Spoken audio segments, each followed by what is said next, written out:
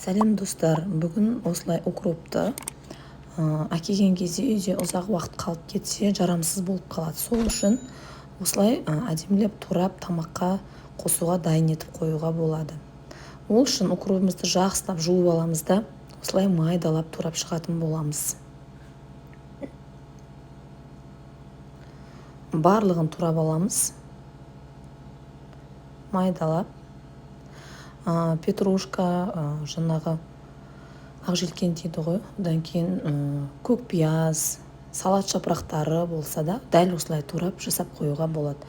Және сарымсақты осылай 3-4 данасын тазалап, осылай майдалап, бұлында қосып жіберсек, иісі өте керемет, дәмі де өте ерекше болып тұрады. Одан кейін жаңағы банкымызға салып, сұйық май немесе зәйтүн майы болса қолдануға болады. Үстінен құйып, крышкасын жауып қақпағын осылай жақсылап араластырып аламыз. Яғни чесногі майы араласу керек. Енді қақпағын ашып, осылай жан-жағындағы банкіге жабысып тұрған барлығын укроптарды түсіреміз. Мінекей барлығы араласты. Тамаққа қосуға дайын.